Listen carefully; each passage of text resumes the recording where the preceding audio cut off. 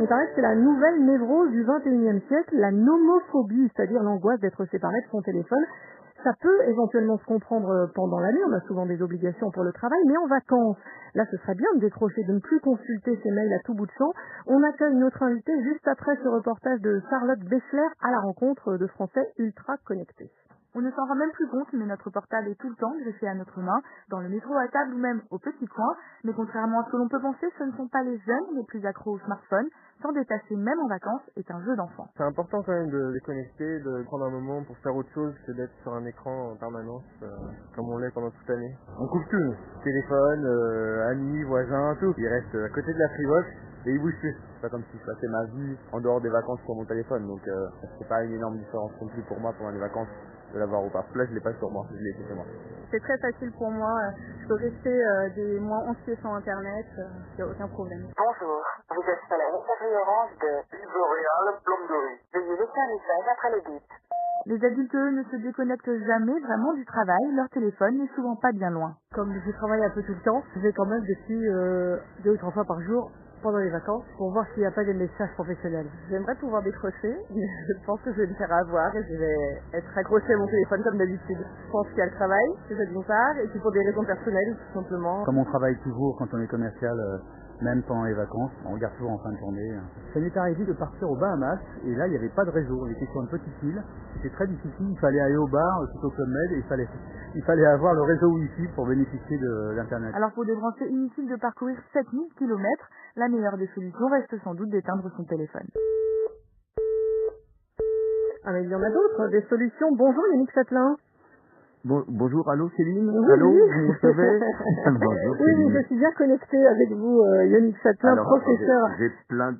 Oui. Je vous en prie. Alors, je vais quand même vous présenter, professeur à Allô. Grenoble École de Management et auteur notamment de Mes mails, mon mail, livre mail mis gravement à ma santé paru aux éditions Kawa. Vous voulez rajouter quoi? J'étais un peu déçu sur le 3e mot. En fait, j'avais choisi un autre mot, mais ça a J'imagine. été un peu censuré. Je ne comprends pas pourquoi. Par contre, j'arrive avec un nombre de bonnes nouvelles que vous n'imaginez même Ah bah pas. lesquelles alors? Alors, déjà, on n'est pas encore champion d'Europe de football, mais c'est une affaire de jours, là. C'est une affaire de jours. C'est 2 jours, oui. Ça va se faire. Plus que 2 jours, Voilà. ça se sera fait. Par contre, et j'ai bien aimé le reportage là que j'ai entendu au niveau de vos auditeurs, auditrices qui témoignaient, on est déjà quand même, on n'est pas les plus mauvais en termes de non-connexion à l'internet, au réseau et aux écrans. Oui. Il y a des études qui sortent régulièrement, notamment des gens qui s'appellent Web Social et qui font des études. Les Français se connectent environ, on recourt à un écran, hein, que ce soit un portable, que ce soit Internet ou autre, 6 heures par jour. Nos amis brésiliens qui jouent également au foot et qui jouent pas mal en règle générale, ils sont 13 heures par jour Ah sur oui. les écrans. On a encore de la marge. On a encore de la marge. Par contre, ce qui est drôle... Oui, on parle de plus en plus de digital détox, hein, se désintoxiquer de nos smartphones Alors, et tablettes. Oui, alors ça me fait juste rigoler parce que, alors, de 2 choses l'une. Soit c'est une totale mystification. Je vous explique, hein, les vacances digital détox, c'est super sympathique. Mais le digital détox, les vacances, elles devraient commencer en entreprise. Et comme on fait remarquer d'ailleurs vos auditeurs et auditrices, ce qui est très intéressant, c'est que bien évidemment, il y a des métiers qui ont un rapport à la connexion à leurs écrans qui est différent d'autres métiers. Le rapport n'est pas le même. Oui. J'imagine bien que dans le milieu journalistique, le besoin de connexion est bien plus important que dans d'autres métiers. Il y a quand même des entreprises qui s'y mettent, hein, qui impulsent ce mouvement de connexion. Ah, vous n'êtes pas d'accord. Non. C'est pas que je sois pas d'accord. On a tous signé des chartes. On a tous signé des chartes comportementales. C'est curieux, mais dans les entreprises, il y a des gens qui se comportent mal. On a tous signé des chartes informatiques. Mais c'est curieux, il y a des gens qui visiblement l'ont signé, mais l'ont pas lu. Donc par contre, effectivement, il y a cette volonté de se déconnecter, mais surtout pour que ce soit cohérent.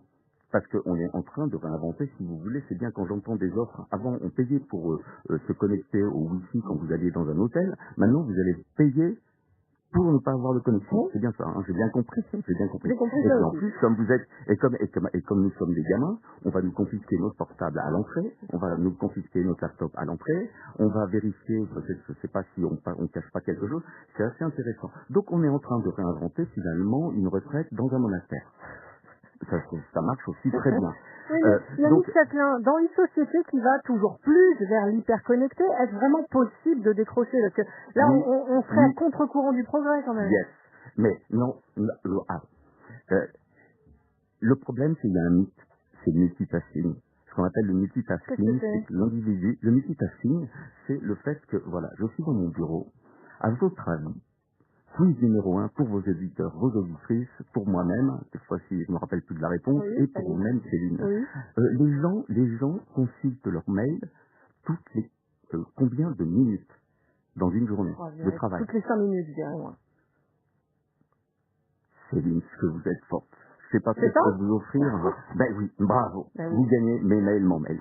Je vous l'envoie. Et vous Bravo. aussi, toutes les 5 Toutes minutes, vous les- consultez vos mails, c'est pareil?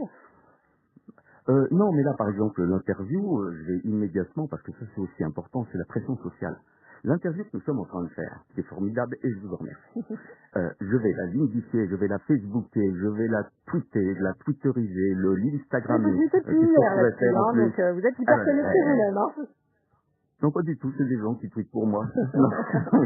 Ce que je veux dire, il y a une forme de pression sociale du paraître. On est dans une selfie society. Et en plus, le lien entre la vie privée et la vie professionnelle est de plus en plus ténu. Derrière, par exemple, moi je consulte plus jamais Facebook, je sais pas vous, mais sans prendre avant un bêta-bloquant, un Temesta ou quelque chose. Parce que la vie des autres, non, j'ai l'impression d'avoir une vie de loser. La solution, c'est de ne pas être sur Facebook, ce qui est mon cas. Hein. C'est peut-être le conseil que je peux vous donner, Yannick Châtelain. Non, mais j'ai trouvé effectivement, bien évidemment, j'ai fait quelques recherches, vous êtes très très raisonnable. Vous êtes un exemple. Oui. Je Mais oui, résiste. je me permets de vous le dire. Et donc, ce que je pense, c'est que vraiment, si le mythe du multitasking, c'est-à-dire cette obligation, cette pression sociale de paraître dans l'entreprise, cette école de donner à voir de ce qu'on fait en permanence, puisqu'en définitive, dans une entreprise, on est arrivé à un paradoxe incroyable, c'est-à-dire que plus la technologie, plus les gens sont prêts, plus elle éloigne, et plus les gens sont loin, plus elle rapproche. C'est-à-dire c'est à la fois un outil formidable, par exemple, quand vous avez votre famille, vos enfants, vos amis, votre conjoint, votre compagnon qui est à distance, c'est bien sûr tellement formidable de pouvoir être proche. Et quand vous voyez deux personnes qui sont face à face à une table et qui sont en train de consulter leur smartphone et leur mail, c'est d'une tristesse Oui. quand même assez absolue. Et en effet, Et d'ailleurs, ce c'est qui est plus en plus souvent. intéressant, Très rapidement, s'il vous plaît, Yannick Châtelain.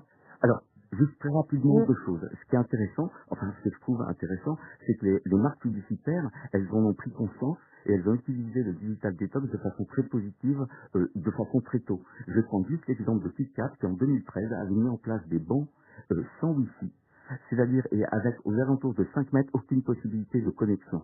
Conformément à leur slogan have a break, take a KitKat.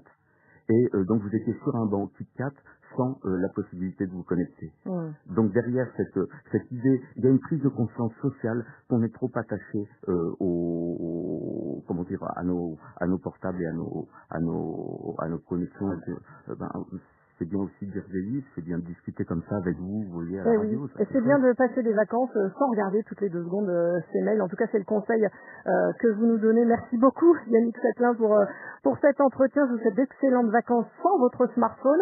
Et merci Non. à nos amis France Bleu Isère qui ont réalisé Duplex.